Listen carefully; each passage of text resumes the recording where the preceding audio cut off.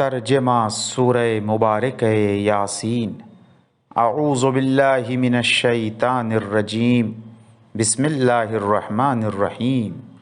یاسین، اور اس پر از حکمت قرآن کی قسم، اے رسول تم بلا شک یقین پیغمبروں میں سے ہو اور دین کے بالکل سیدھے راستے پر ثابت قدم ہو، جو بڑے مہربان اور غالب خدا کا نازل کیا ہوا ہے، تاکہ تم ان لوگوں کو عذاب خدا سے ڈراؤ جن کے باپ دادا تم سے پہلے کسی پیغمبر سے ڈرائے نہیں گئے تھے، تو وہ دین سے بالکل بے خبر ہیں۔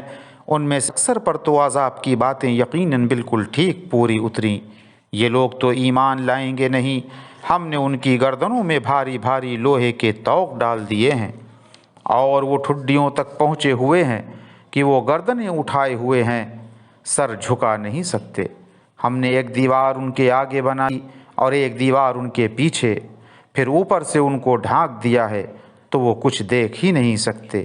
اور اے رسول، ان کے لیے برابر ہے خواہ تم انہیں ڈراؤ یا نہ ڈراؤ، یہ کبھی ایمان لانے والے نہیں ہیں۔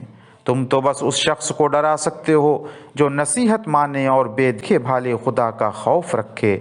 تم تو اس کو گناہوں کی معافی اور ایک باعزت اجر کی خوشخبری دے دو۔ ہم بھی یقیناً مردوں کو زندہ کرتے ہیں، اور جو کچھ لوگ پہلے کر چکے ہیں ان کو اور ان کی اچھی یا بری نشانیوں کو لکھتے جاتے ہیں، اور ہم نے ہر چیز کو ایک صریح اور روشن پیشوا میں جمع کر دیا ہے۔ اور اے رسول، تم ان سے مثال کے طور پر ایک گاؤں والوں کا قصہ بیان کرو کہ جب وہاں ہمارے پیغمبر آئے، اس طرح کہ جب ہم نے ان کے پاس 2 پیغمبر بھیجے تو ان لوگوں دونوں کو جھٹلایا۔ تب ہم نے ایک تیسرے پیغمبر سے ان دونوں کی مدد دی تو ان تینوں نے کہا کہ ہم تمہارے پاس خدا کے بھیجے ہوئے آئے ہیں۔ وہ لوگ کہنے لگے کہ تم لوگ بھی تو بس ہمارے ہی جیسے آدمی ہو، اور خدا نے کچھ بھی نازل نہیں کیا، تم سب کے سب بالکل جھوٹ ہو۔ تب ان پیغمبروں نے کہا کہ ہمارا پروردگار جانتا ہے کہ ہم یقیناً اسی کے بھیجے ہوئے آئے ہیں، اور تم مانو یا نہ مانو، ہم پر تو بس کھلم کھلا احکام خدا کا پہنچا دینا فرض ہے۔ وہ بولے، ہم نے تم لوگوں کو بہت اس قدم پایا کہ تمہارے آتے ہی قحط میں مبتلا ہوئے، تو اگر تم اپنی باتوں سے باز نہ آئے تو ہم لوگ تمہیں ضرور سنگسار کر دیں گے، اور تم کو یقینی ہمارا دردناک عذاب پہنچے گا۔ پیغمبروں نے کہا کہ تمہاری بدشگونی تمہاری کرنی ہے، تمہارے ساتھ تمہارا عمل ہے۔ کیا جب نصیحت کی جاتی ہے تو اسے بدفعلی کہتے ہو؟ نہیں، بلکہ خود اپنی حد سے بڑھ گئے ہو۔ اور اتنے میں شہر کے اس سرے سے ایک شخص دوڑتا ہوا آیا اور کہنے لگا کہ اے میری قوم، ان پیغمبروں کا کہاں مانوں؟ ایسے لوگوں کا ضرور کہنا مانوں جو تم سے تبلیغ رسالت کی کچھ مزدوری نہیں مانگتے، اور وہ لوگ ہدایت یافتہ بھی ہیں۔ اور مجھے کیا خبت ہوا ہے کہ جس نے مجھے پیدا کیا میں اس کی عبادت نہ کروں، حالانکہ تم سب کے سب اسی کی طرف لوٹ کر جاؤ گے۔ کیا میں اس خدا کو چھوڑ کر دوسروں کو معبود بنا لوں؟ اگر خدا مجھے کوئی تکلیف پہنچانا چاہے تو نہ ان کی سفارش ہی میرے کچھ کام آئے گی، اور نہ یہ لوگ مجھے اس مصیبت سے چھڑا سکیں گے۔ اگر ایسا کروں تو اس وقت میں صریح گمراہی میں ہوں۔ میں تو تمہارے پروردگار پر ایمان لا چکا، تو میری بات سنو اور مانو۔ مگر ان لوگوں نے اسے سنگسار کر ڈالا۔ تب اسے خدا کا حکم ہوا کہ بہشت میں جاؤ۔ اس وقت بھی اسے قوم کا خیال آیا تو کہا کہ میرے پروردگار نے مجھے بخش دیا اور مجھے بزرگ لوگوں میں شامل کر دیا۔ کاش اس کو میری قوم کے آگے اور میری قوم کے لوگ جان لیتے تو ایمان لاتے، اور ہم نے اس کے مرنے کے بعد اس کی قوم پر ان کی تباہی کے لیے نہ تو آسمان سے کوئی لشکر اتارا، اور نہ ہم کبھی اتنی سی بات کے واسطے لشکر اتارنے والے تھے۔ وہ تو صرف ایک چنگھاڑ تھی جو کر دی گئی، پھر تو وہ فوراً چراغ سحری کی طرح بجھ کے رہ گئے۔ ہائے افسوس بندوں کے حال پر کہ کبھی ان کے پاس کوئی رسول نہیں آیا مگر ان لوگوں نے اس کے ساتھ مسخرہ پن ضرور کیا۔ ان لوگوں نے اتنا بھی غور نہیں کیا کہ ہم نے ان سے پہلے کتنی امتوں کو ہلاک کر ڈالا اور وہ لوگ ان کے پاس ہرگز پلٹ کر نہیں آ سکتے۔ ہاں البتہ یہ سب کے سب اکٹھا ہو کر ہماری بارگاہ میں حاضر کیے جائیں گے، اور ان کے سمجھنے کے لیے میری قدرت کی ایک نشانی مردہ پڑی زمین ہے کہ ہم نے اس کو پانی سے زندہ کر دیا اور ہم ہی نے اس سے دانہ نکالا تو اسے یہ لوگ کھایا کرتے ہیں، اور ہم ہی نے اس زمین میں چھہاروں اور انگور کے باغ لگائے، اور ہم ہی نے اس میں پانی کے چشمے جاری کیے تاکہ لوگ ان کے پھل کھائیں، اور کچھ ان کے ہاتھوں نے اسے نہیں بنایا بلکہ خدا نے۔ تو کیا یہ لوگ اس پر بھی شکر نہیں کرتے کہ وہ ہر عیب سے پاک صاف ہے، جس نے زمین سے آگ اگنے والی چیزوں اور خود ان لوگوں کے اور ان چیزوں کے کہ جن کی انہیں خبر نہیں سب کے جوڑے پیدا کیے۔ اور میری قدرت کی ایک نشانی رات ہے کہ جس سے ہم دن کو کھینچ کر نکال لیتے ہیں، زائل کر دیتے ہیں، تو اس وقت یہ لوگ اندھیرے میں رہ جاتے ہیں۔ اور ایک نشانی آفتاب ہے جو اپنے ایک ٹھکانے پر چل رہا ہے۔ سب سے غالب واقف کار خدا کا باندھا ہوا اندازہ ہے۔ اور ہم نے چاند کے لیے منزلیں مقرر کر دی ہیں، یہاں تک کہ ہر پھر کے آخر ماہ میں کھجور کی پرانی ٹہنی کا سادہ پتلا ٹیڑھا ہو جاتا ہے۔ نہ تو آفتاب ہی سے یہ بن پڑتا ہے کہ وہ ماہتاب کو لجا لے، اور نہ رات ہی دن سے آگے بڑھ سکتی ہے۔ چاند، سورج، ستارے ہر ایک اپنے اپنے آسمان اپنے مدار میں چکر لگا رہے ہیں، اور ان کے لیے میری قدرت کی ایک نشانی یہ ہے کہ ان کے بزرگوں کو بھری ہوئی کشتی میں سوار کیا، اور اس کشتی کے مثل ان لوگوں کے واسطے بھی وہ چیزیں پیدا کر دیں جن پر یہ لوگ خود سوار ہوا کرتے ہیں۔ اور اگر ہم چاہیں تو ان سب لوگوں کو ڈبو ماریں، پھر نہ ان کا کوئی فریاد رس ہوگا اور نہ وہ لوگ چھٹکارا ہی پا سکتے ہیں مگر ہماری مہربانی سے۔ اور چونکہ ایک خاص وقت تک ان کو چین کرنے دینا منظور ہے، اور جب کفار سے کہا جاتا ہے کہ اس عذاب سے بچو جو ہر وقت تمہارے ساتھ ساتھ تمہارے سامنے اور تمہارے پیچھے موجود ہے تاکہ تم پر رحم کیا جائے، تو وہ پرواہ نہیں کرتے۔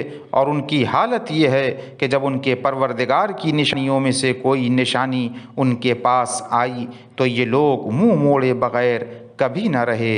اور جب ان کفار سے کہا جاتا ہے کہ مال دنیا سے جو خدا نے تمہیں دیا ہے اس میں سے کچھ خدا کی راہ میں بھی خرچ کرو، تو یہ کفار ایمانداروں سے کہتے ہیں کہ بھلا ہم اس شخص کو کھلائیں کہ جسے تمہارے خیال کے موافق خدا چاہتا ہے تو اس کو خود کھلاتا، تم لوگ بس صریح گمراہی میں پڑے ہوئے ہو۔ اور کہتے ہیں کہ بھلا اگر تم لوگ اپنے دعوے میں سچے ہو تو آخر یہ قیامت کا وعدہ کب پورا ہوگا؟ اے رسول، یہ لوگ ایک سخت چنگھاڑ کے منتظر ہیں جو انہیں اس وقت لے ڈالے گی جب یہ باہم جھگڑ رہے ہوں گے، پھر نہ تو لوگ وصیت ہی کرنے پائیں گے اور نہ اپنے لڑکے والوں ہی کی طرف لوٹ کر جا سکیں گے۔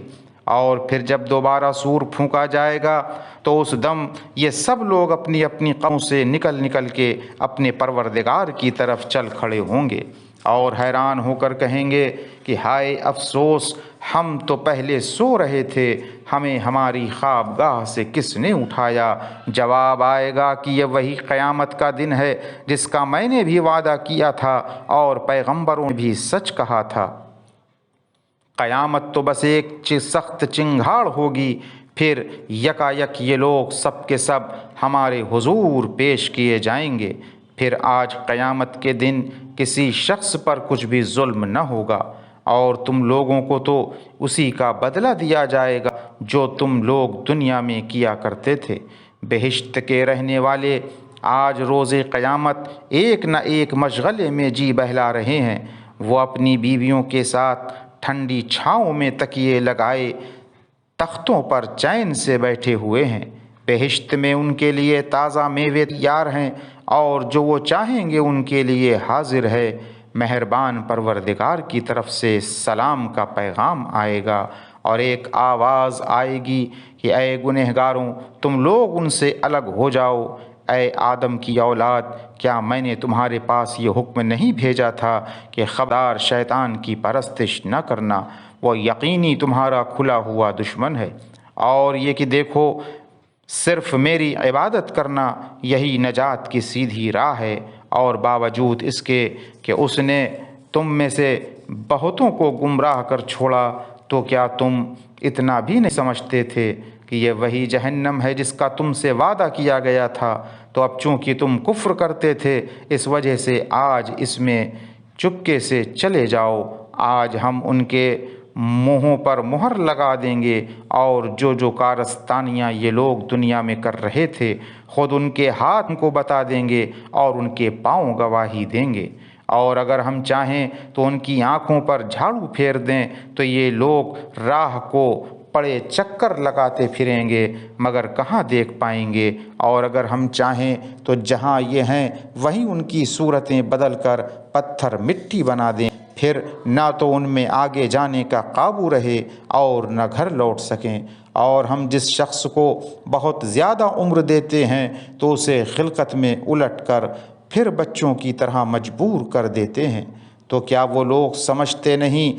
اور ہم نے نہ اس پیغمبر کو شعر کی تعلیم دی ہے اور نہ شاعری اس کی شان کے لائق ہے۔ یہ کتاب تو بس صرف اور صرف نصیحت اور صاف صاف قرآن ہے، تاکہ جو زندہ دل عاقل ہو اسے عذاب سے ڈرائے اور کافروں پر عذاب کا قول ثابت ہو جائے اور حجت باقی نہ رہے۔ کیا ان لوگوں نے اس پر بھی غور نہیں کیا کہ ہم نے ان کے فائدے کے لیے چار پائے اس چیز سے پیدا کیے جسے ہماری ہی قدرت نے بنایا؟ یہ لوگ ان کے خواہ مخواہ مالک بن گئے اور ہم ہی نے چار پائیوں کو ان کا مطیع بنا دیا۔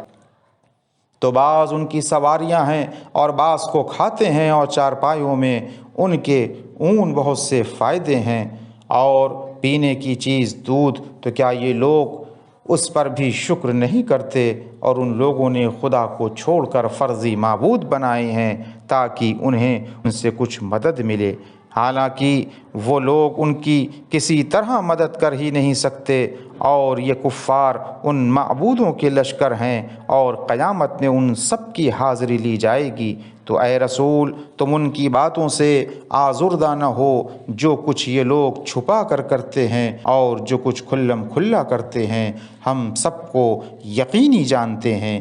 کیا آدمی نے اس پر غور نہیں کیا کہ ہم نے ہی اس کو ایک ذلیل نطفے سے پیدا کیا، پھر وہ یکا یک ہمارا ہی کھلم کھلا مقابل بنا اور ہماری نسبت باتیں بنانے لگا اور خلقت کی حالت بھول گیا، اور کہنے لگا کہ بھلا جب یہ ہڈیاں سڑ گل کر خاک ہو جائیں گی تو پھر کون دوبارہ زندہ کر سکتا ہے؟ اے رسول، تم کہہ دو کہ اس کو وہی زندہ کرے گا جس نے ان کو جب وہ کچھ نہ تھے پہلی مرتبہ زندہ کر دکھایا تھا۔ وہ ہر طرح کی پیدائش سے واقف ہے، جس نے تمہارے واسطے سرخ اور عفار کے ہرے درخت سے آگ پیدا کر دی، پھر تم اس سے اور آگ سلگا لیتے ہو۔ بھلا جس خدا نے سارے آسمان اور زمین پیدا کیے، کیا وہ اس پر قابو نہیں رکھتا کہ ان کے مثل دوبارہ پیدا کر دے؟ ہاں ضرور قابو رکھتا ہے، اور وہ تو پیدا کرنے والا واقف کار ہے۔ اس کی شان تو یہ ہے کہ جب کسی چیز کو پیدا کرنا چاہتا ہے تو وہ کہہ دیتا ہے کہ ہو جا، تو فوراً ہو جاتی ہے۔ تو وہ خدا ہر نقص سے پاک صاف ہے، جس کے قبضہ قدرت میں ہر چیز کی حکومت ہے، اور تم لوگ اسی کی طرف لوٹ کر جاؤ گے۔ صدق اللہ العلی العظیم۔